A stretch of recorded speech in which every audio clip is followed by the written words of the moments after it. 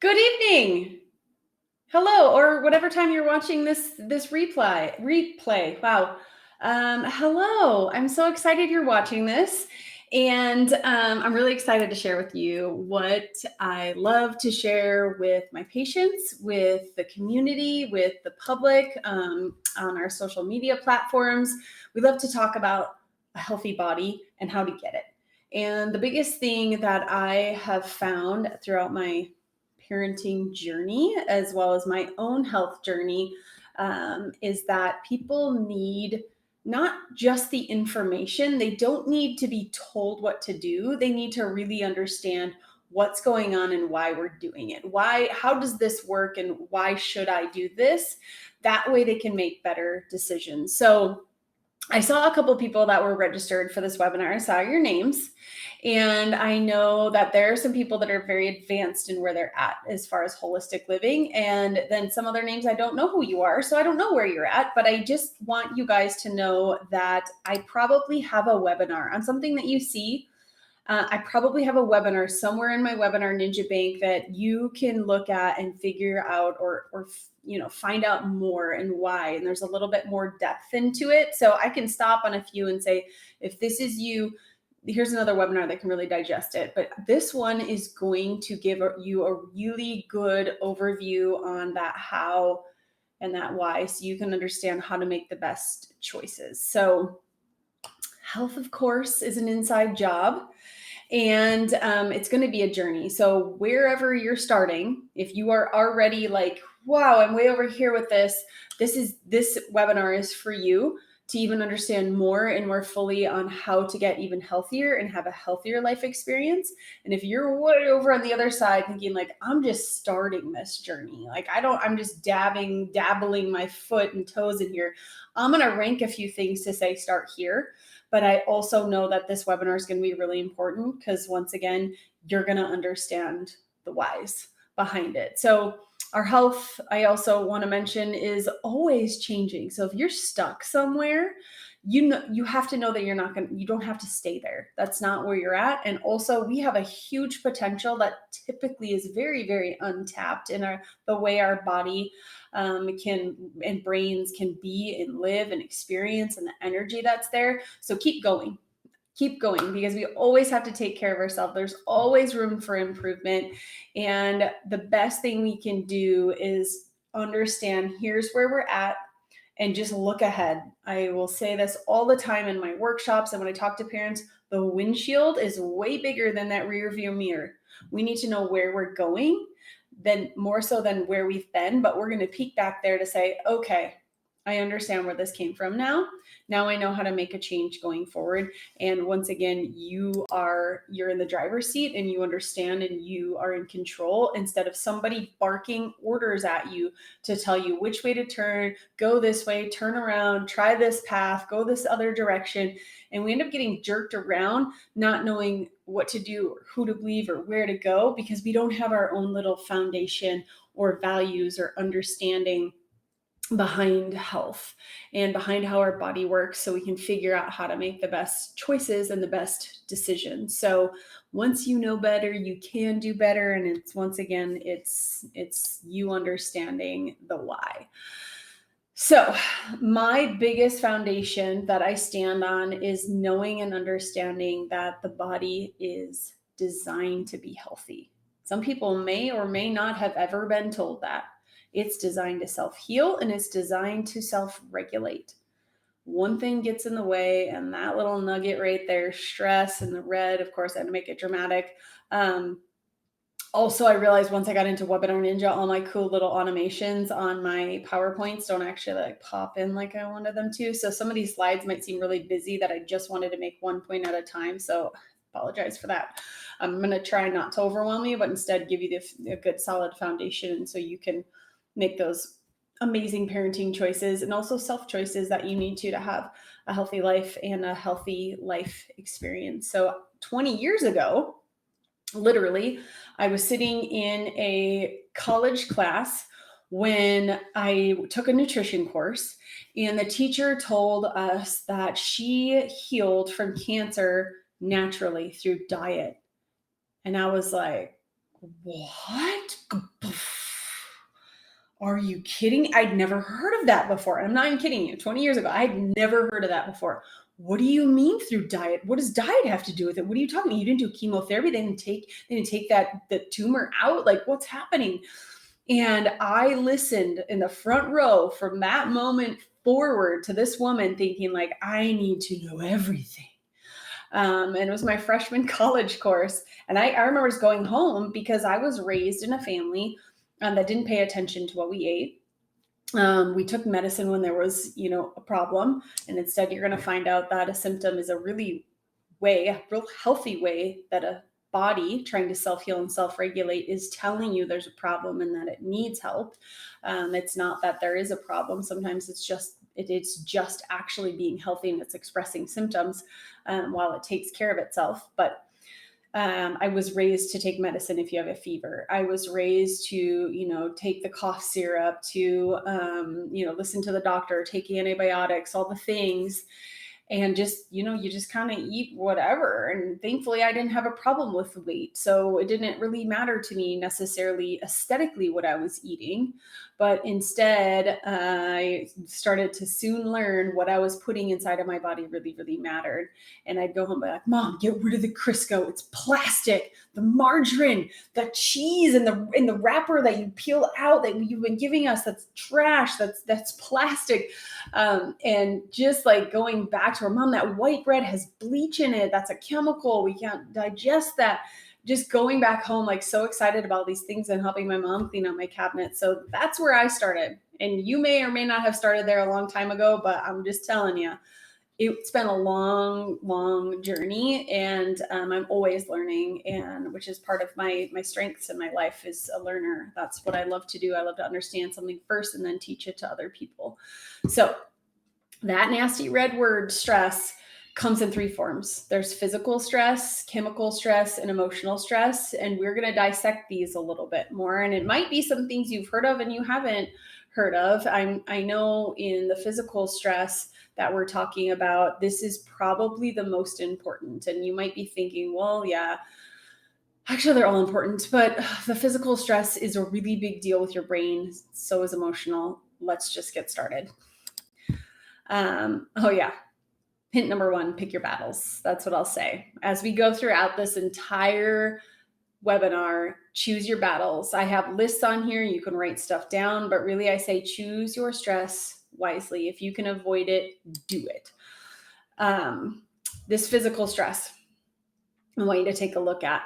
You would think being a chiropractor, I would have, pictures of people falling and tumbling and kids landing on their head and wrestling and jujitsu and, takedowns and all the things. But really, the lack of movement is worse than too much movement for the most part. Of course, we know when injuries occur that the tissue got moved way too far. But physical stress is not moving your body. And yes, I have a picture of a C-section on here. If any of you guys have been to one of my earlier webinars, when I talk about birth and children and what happens during that birth process and how they can have a setback from the beginning, about this physical trauma that happens at birth to little ones who are being pulled out by their head and neck. Once again, you can watch the webinars and learn all about that. If you or your baby has had some birth trauma that you might not even be having, detected or undetected, that's something that really, really needs to be addressed. Because number one, movement feeds the brain. And I know this slide looks overwhelming, so don't read it yet. But you remember when your children were little, and maybe they're still little, maybe you still have babies in the home. Mine are kind of big now. But movement is what we would look at to see, are they reaching their motor milestones? What's happening? Because we know motor movement and those milestones are indicating just how the brain is developing. So the brain is largely movement driven, mechanoreceptor driven. It needs that movement. We measure it that way through those motor milestones and say, okay, the brain is developing appropriately. That I'm doing the crossover, pattern in my brain, but that's what we're looking at. We know a healthy brain And a healthy body can move in a coordinated, organized fashion. And those motor milestones really matter. And that's why we take a really close look at them inside of our office. It's a really big deal. Another really big deal is your brain understanding with exact precision where your body parts are. That's coordination. We know when a little one gets up on their feet for the first time, it doesn't know what's going on. It's trying to get its balance. It's trying to get its orientation. The brain's trying to figure out, where am I at now? I've been on my hands and knees. Now I'm standing. Now I'm trying to put in some movement, and there's so much to know about where my limbs are at, how much pressure to put down, what with every single joint inside of our body. And that's called proprioception. That balance sense is a word, proprioception. You can know that word or not know that word, but your brain needs proprioception. That is good brain food. That is happy brain food and healthy brain food. When it doesn't know where you're at in time and space, then it's stressed. It does guesswork. It tries to figure it out. We're a fall risk. We might be very uncoordinated, unorganized. And I'm talking from gross motor to fine motor, reading habits, dyslexia in the brain, fine motor skills that are going on. That's called nociception, when the brain has to do the guesswork and it feels like noise. And we measure both of those things. I'll show you in a couple slides here how we do that, because the brain is so important. The brain is doing everything. It's in control of absolutely every single movement in your body, from every single organ, cell, and tissue in your body. Movement is life. We can all picture, somebody who has aged and maybe not aged well. They're kind of hunched over. They don't move very well. Their spine stopped moving. Their limbs stop moving. Their brain slows down because motility inside is also slowed down, and they become a fall risk. We know that because the brain has started to lose proprioception, and it's not fed very well anymore. So 60% of where it comes from is from those little tiny spinal nerves. That's a huge deal. And over half in the cervical spine, which we're going to take a look at, and why this is so important with health. You're going to get about 10% per limb. And then you have high areas of proprioceptive feedback. So the brain's going to look for input somewhere. And it might be looking for it in these other high dense areas in your hands, in your jaw, in your groin, and in your feet. You might be a pacer. You might be a nail biter, a hair twister, a talker, a chewer. There's a lot, an overeater. There's a lot that plays into your brain needing fed so it can do the best for you. It's amazing how many people miss the fact that brain is what's controlling everything. And here's the patients that are in my office, or you may or may not be. This is that scan that we're looking at to see just how well is the brain being fed. This is measuring the electrical impulses in and around that spinal cord that's feeding the brain. And ideally, your black line falls within this gray means here. When you see a really stressed and unorganized body that's like this one here, and I know you can't see those scores because they're really low. This is a very disorganized brain. This is a brain with a lot of noise, trying to do guesswork, trying to do the best it can with what it has, but it's draining its battery. And it's draining its ability to do all the other functions we want to, which we're going to talk about as far as gut and hormones and immune system. So holistic hack number one, feed your brain well, and that is through movement. So get your kids off of the video games.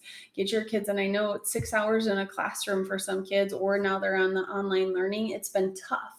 That's why you see there's a lot more people starting to understand the kids need to move. Put a TheraBand at their feet. Give them a fidget for their hand. Let them stand up and have breaks. Recess is important because it just refuels their brain. You know how great you feel when you've gone out and done an exercise program, or you've gone for a walk. Your brain has got that proprioception. It's been fed. It feels healthy. It's energized.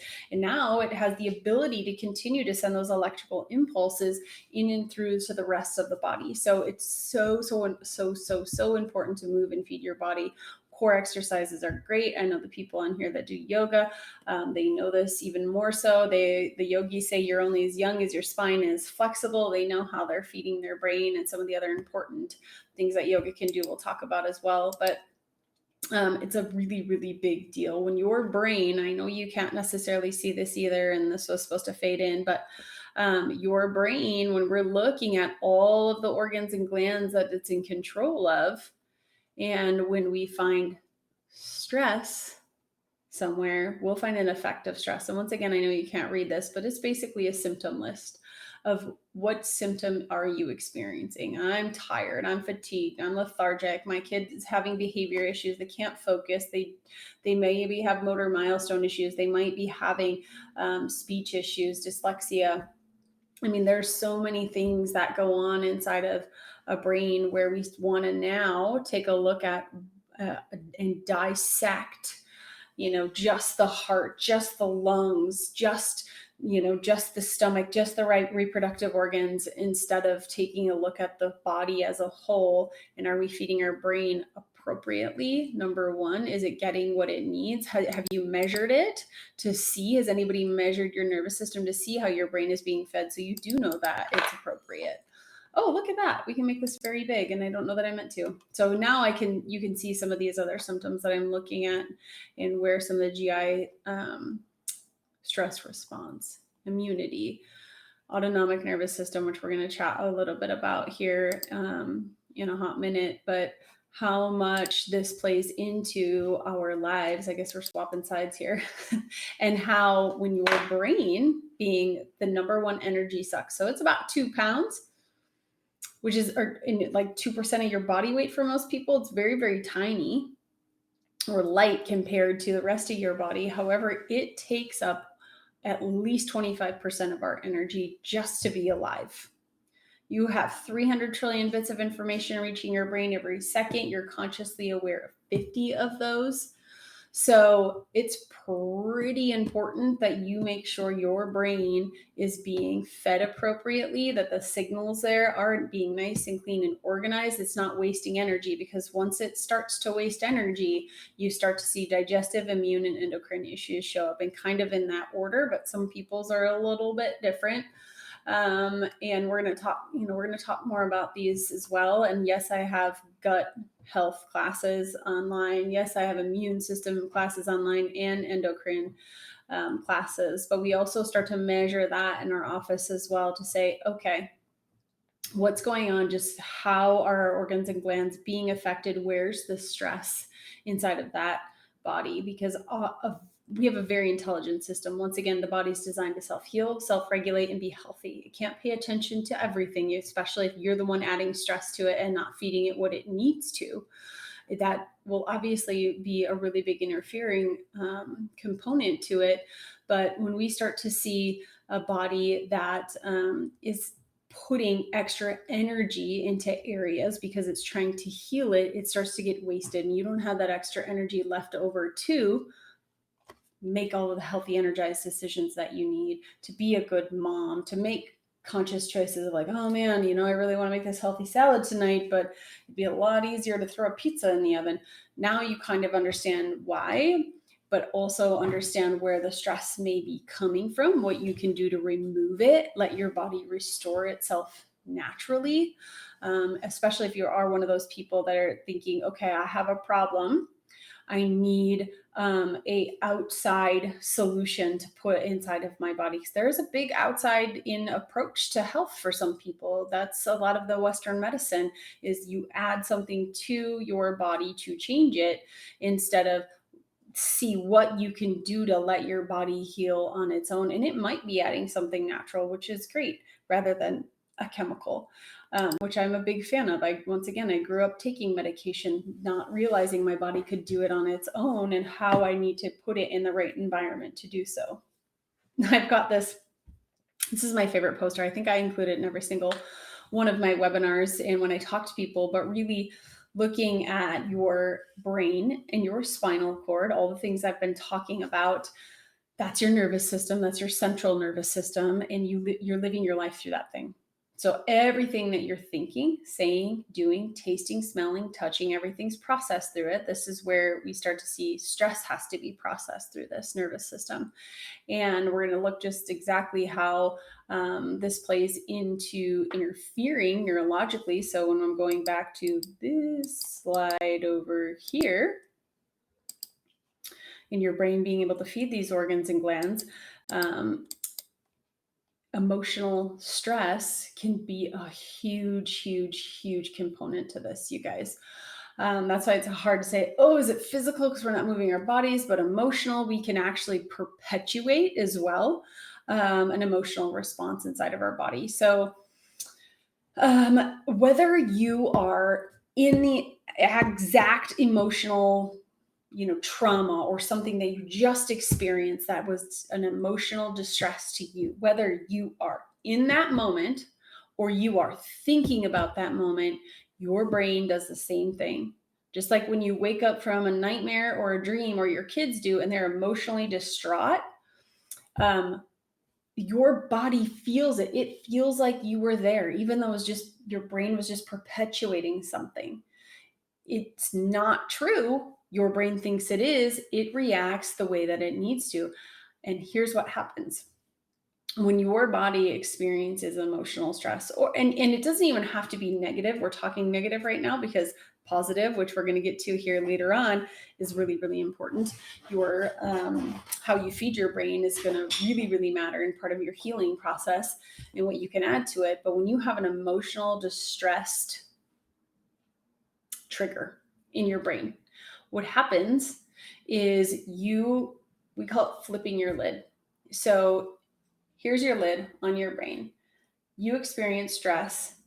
The lid, which is your prefrontal cortex, which is doing calm, organized, rational thought for you, higher brain center thought, flips. You go to your hindbrain, your amygdala, where you're impulsive and reactive. That's the one that kicks out cortisol and adrenaline. That's running the show. There's 1,200 chemicals that are dumped, and this can full on take about 90 seconds. I mean, we know people that can flip their lid pretty quickly, but your body needs to respond to the stress response. It needs to survive, and it puts you into this survival mechanism. It takes the blood from your internal organs and shunts it out to your limbs to fight or flee. Yes, Heather. I feel you. A lot of people are, because our body, once it starts getting stuck in that emotional response, then we aren't our best self, number one. But number two, the blood's out in our limbs to fight or flee. Our face is flushed, the heart rate's pumped, the blood pressure's up. And it's hard to calm down from, because we have those chemicals dumped throughout our body to affect every single cell in our body. It doesn't just affect a little bit. When you're angry, every cell feels angry. When you're scared, every cell feels scared. That emotional piece is just absolutely huge. But same thing when you're excited or you're happy or you're calm. Every cell feels happy, excited, or calm. That can start to interfere with organs and glands, the digestive, immune, and endocrine that I'm showing you, because it doesn't have time to be calm. So yes, you can just look at all these pictures and say, these are the things that are definitely stressing us out today. It's been a pretty big deal for a lot of my patients with school, with the kids that are in our office. The social component's been really hard. 85% of our body language is nonverbal. So if you see somebody walking down the sidewalk coming at you, you don't have to know that person, but you can read their body language and know that person's safe or that person's not safe. I should walk to the other side of the road and cross over here, or I should just say hi, or I should maybe just be a little bit more cautious of this person. Your nervous system knows that. But what we'll often do, especially if this person is in our lives and we feel like they have to stay in our lives, whether it's family, friend, coworker, now our nervous system's on high alert all the time because that person isn't safe. They're forced to be in our lives. And now we're oscillating pretty high, right? We've got a lid that's pretty loose on the regular because it cannot calm down unless you start training it to, or you exit stage left with that person. And the other part of that we're experiencing right now, I know this isn't, going to be a popular belief for everybody, but when we can't see each other's faces and we can't see the body language and the facial expression, That's a stress response. And it's been huge for teens and kids because they can't look at another teenager, they can't look at another friend and understand how they're feeling, how they reacted to what they said, what exactly is going through there. Did they accept what I said? Did they want to be my friend? Are they mad at me? Are they happy? And then here we go in that perpetual emotion of stress that's got us right up here and unable to calm, unable to sleep, unable to heal, unable to make really good choices, unable to learn. It's been a pretty big trigger for a lot of people and really, really difficult, especially if you're pretty empathetic. So I know I covered what that fight or flight response does. Stress, it's called sympathetic side of your nervous system or your brain and your body. It's got two modes. You can either be in fight or flight, or you can be healing, resting, and digesting and repairing.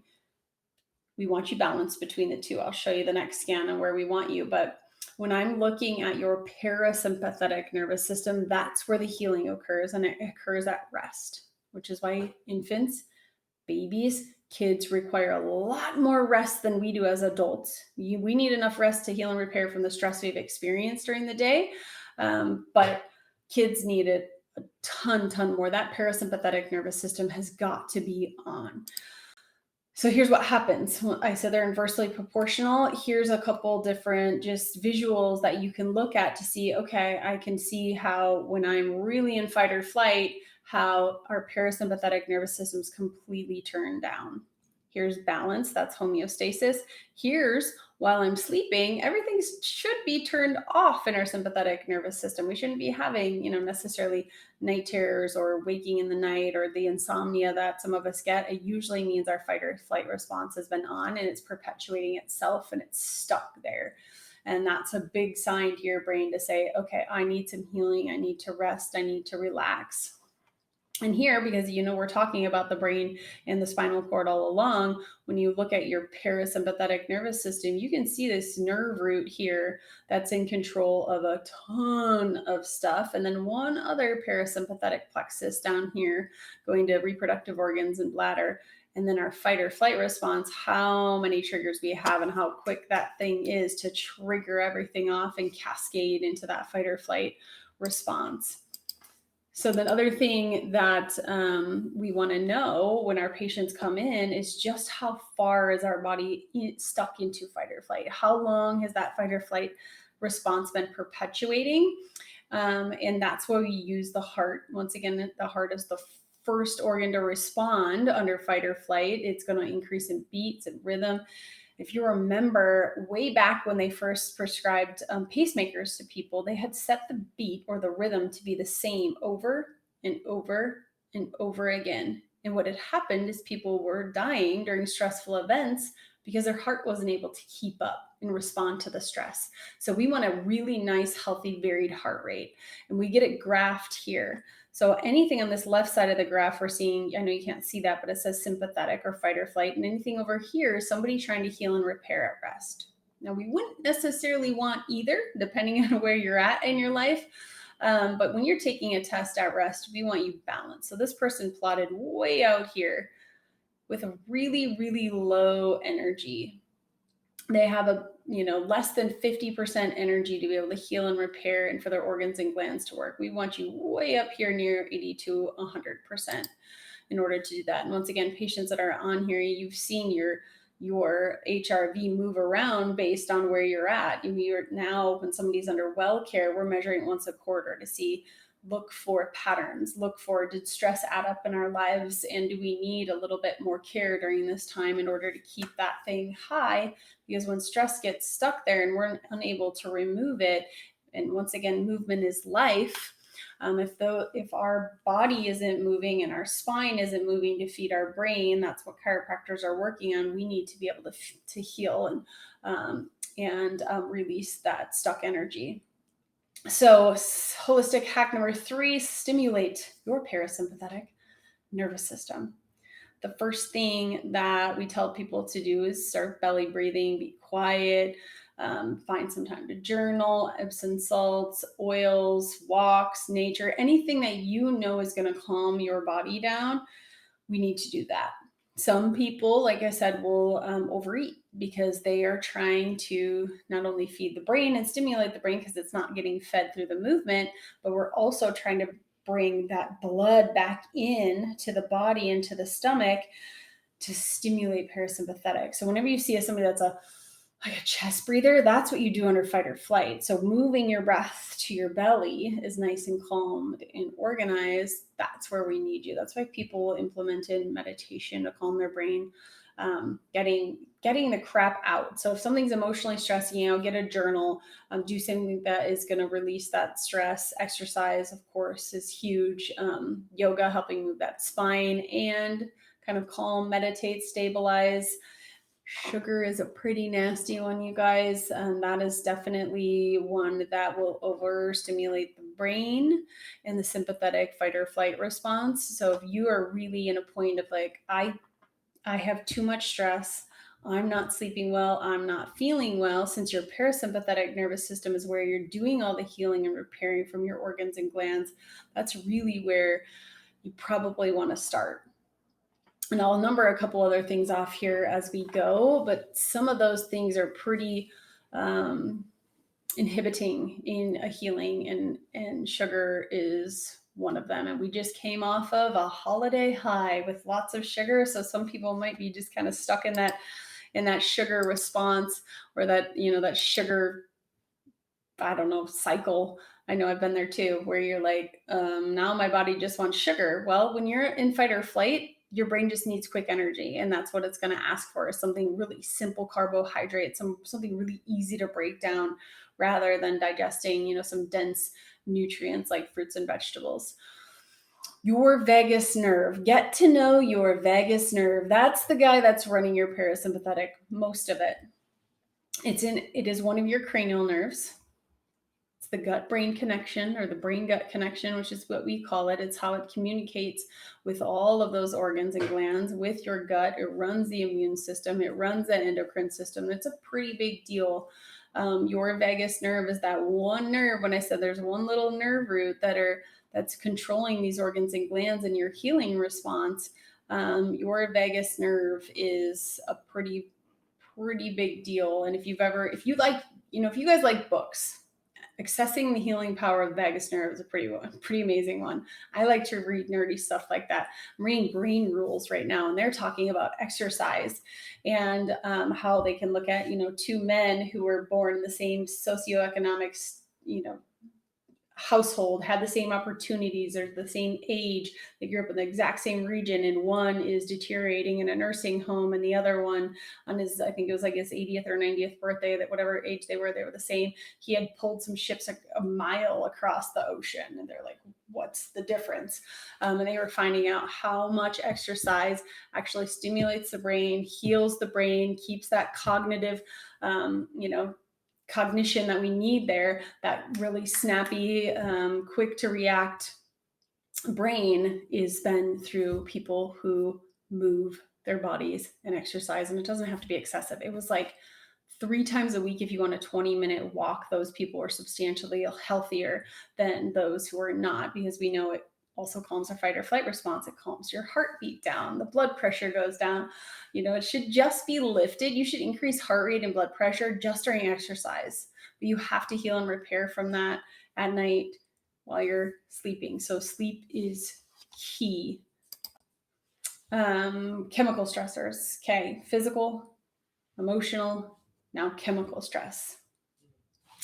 We need to feed ourselves well. Once we have somebody who is neurologically connected, they're able to be calm. All of our cells need to be fed really, really well. And there's some pretty cool studies. Once again, love reading books, but they look at cells that have been fed whole food energy versus ones that have been fed dead food. So alive food versus dead food. And the movement of those cells, movement's life. If you remember, every cell's got to be moving. The movement was substantially different. It was like basically non-existent with that dead food versus whole foods and fruits and vegetables, how vibrant and energized those cells were. It was absolutely mind-blowing how much what we feed our body, and that we kind of are what we eat. matters. It matters to let your body once again be healthy, which it's designed to do, to self-heal and self-regulate. We've got to watch the stress that comes in our lives and what we feed ourselves, feed our brain through movement, through emotions. Now, the chemical component of this can be either where people are lacking or they're thriving, thinking, why am I not healthy? I have this nutrition down. I have exercise down, maybe. Why can't I get healthy? What's going on? What's missing? Well, you got to examine all three of those components: physical, chemical, and emotional. And yes, you can still get sick and eat healthy, organic, whole foods. It does happen. We've seen it time and time again because those other two players are really, really big. So I would recommend, if anybody is looking at this list saying, oh man, you already told me not to eat sugar, and there's like, okay, now I have to eat whole foods for my cells to be energized. All right, I'm going to try to get rid of this processed stuff. Holy cow, this list looks really long. If you start somewhere, it's clean water. Have your water tested, whether you're on a well. If you're in the city, we know it's garbage. Just a carbon filter is not going to do it. Our cells need movement. Water's going to help move those cells. Our body's 70% or more water. I can't even remember the statistic anymore. It's way over half. It needs water, and it needs water to detoxify. It needs water to be able to filtrate itself. All those cells need to filtrate out the toxins that are there, because there's much that, once again, we can't avoid that's in our lives. It'd be great if we could just choose all of our stress, but that's not the case. There is, chemicals kind of everywhere that our body's going through. We don't live in the time where there wasn't any pesticides on our food and things were made out of, cotton and wool instead of synthetic fibers and plastic and paints, and everything was much more natural then. We don't live in that time anymore. But if you can choose your stress, start with the water. Start with the water. We use the innate water filtration system. It's got an ionizing, alkalizing system to it. I also sent my water, because we're on a well, out to, it's like water.com, watercheck.com, to see what was in it. But there's so many things that they allow in city water. It's pretty gross. You're really going to want to, everybody else's medicine that they are usually flushing through their system and down the toilet into your water, out of it. And also all the chemicals that they're trying to clean the water with out of your water. So that's where I would start. One place, enough water as well. So over half of your body weight in ounces. So if you're 150 pounds, 75 ounces of water is what you need for the day. And if you're sweating in the summertime and things like that, pay attention and give yourself enough water to be able to do that. So start there. Whole foods we just talked about. Less chemicals, the better. So the more organic you can eat, the better. When you're taking a look at even labeling, that thing called natural flavors, that is typically MSG, and that's a chemical, and that's a carcinogen. Be careful. There's something called the Clean 15 and the Dirty Dozen. So avoid the Dirty Dozen. Get organic when you can. Wash those fruits and vegetables. All sorts of things like that. Artificial sweeteners are absolutely a no. Absolute no. If you want to know more about that, just probably Google it, why Diet Coke makes me fat, or whatever that was. But who originally started it, but those artificial sweeteners they're chemical toxins in your brain. Same thing with dyes. And then when you're going to get, I'm kind of putting these in order where you want to go. But if you're going to evaluate everything is absorbed through your skin in 26 seconds. So making sure you know what's inside of your makeups and your lotions and your shampoos, all those hair products, is really, really important as well. I would say the lotions and the makeup, because it can be absorbed so quickly. They're really, really toxic. So take a look at those. And there's something called the Environmental Working Group. And they've got a website you can go to. They also have an app you can have on your phone. You can scan things and just see on a scale of 1 to 10 how toxic they are. So you can download that, or even go to their website and take a look at things that you have around your house that you don't realize are really disgusting, like Johnson & Johnson. In our air, you guys, if you can invest in a good air purifier, I would do it. Our indoor air is 70% more toxic than outdoor, despite the chemicals and pesticides and chemtrails and all the things that are out there. So I highly recommend that. If you're this deep into, the holistic side of your health, that can be really important. Or adding in some antioxidants into your air, like a citrus essential oil in your diffuser, is really helpful as well. You're also gonna absorb it. So anything that's injected, and inhaled, is going to go inside of your body, and your body has to process that stress, and it can really, really bog it down. So here's a good picture. It kind of gives you that whole encompassing look at the physical, chemical, and emotional stress and how they can perpetuate themselves. This is called the dis-ease cycle. So not necessarily disease, but this is what leads to disease when your body is out of harmony with itself, and stress has been added onto it over and over and over again. We get interference, irritation, inflammation inside of our spinal cords and inside of our bodies, inside of our lives. We get lack of movement from that stress. The cells stop moving. Remember, the muscles aren't moving right.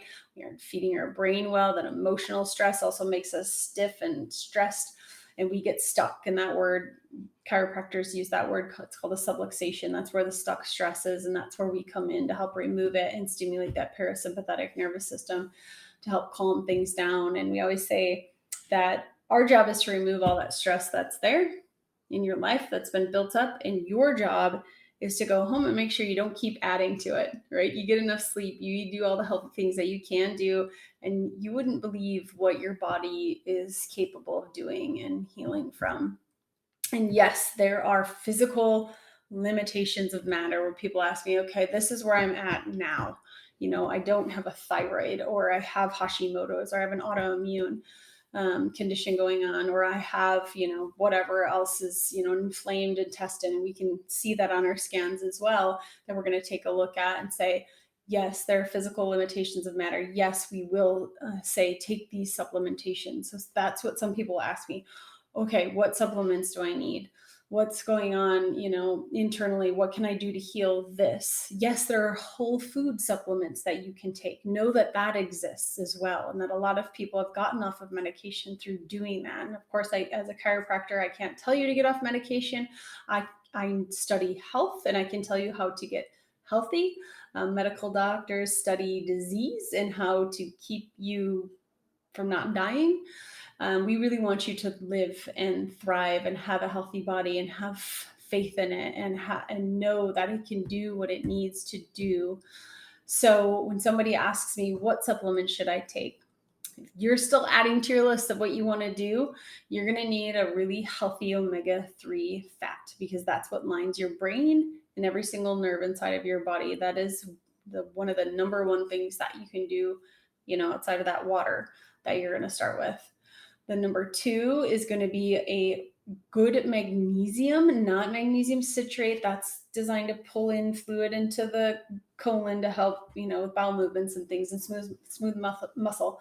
I'm talking about a really healthy magnesium source. That there's different sources other than citrate. There's glutamate, there's malate, there's other sources that are able to cross over the blood-brain barrier to open up those calcium and magnesium channels in your brain and help heal up that brain and that brain clog and fog. You need one of those. Zymogen is a fantastic one for that. That has been tested and researched. That's a go-to. If you are feeling like your gut needs a little bit more love and you aren't eating the healthiest, most alive food that you can, a lot of our food is dead, you're probably going to want some probiotics in your life. And I say to take those about an hour before bedtime while your gut is healing and resting during that parasympathetic. It's replenishing all of those little healthy microbes and flora. Do that.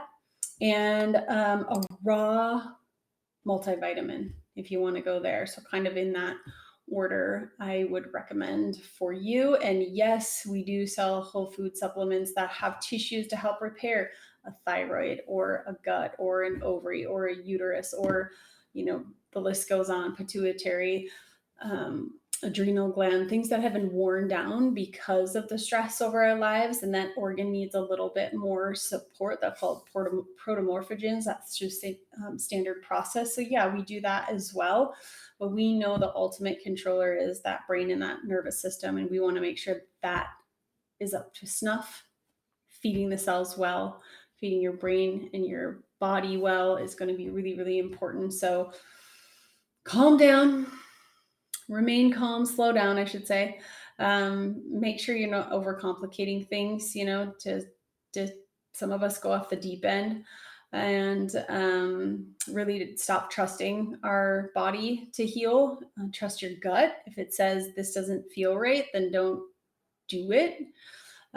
That's there for a reason to say, okay, this doesn't make sense, or I feel like there's maybe a bigger issue going on. Then you need to trust your gut and follow what it's telling you to do and how you need to go about your healing.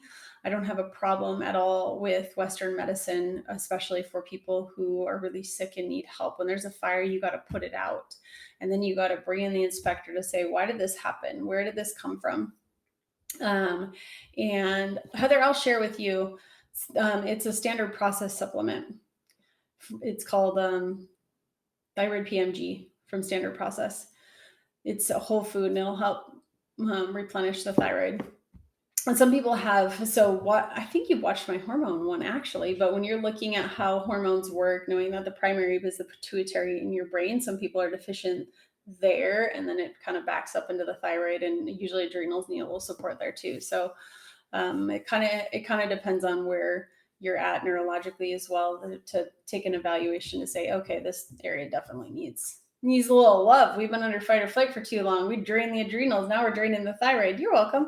And next, is the pituitary is just saying, I can't keep doing it. A lot of people start having calcifications in their pituitary for that reason, and thyroid.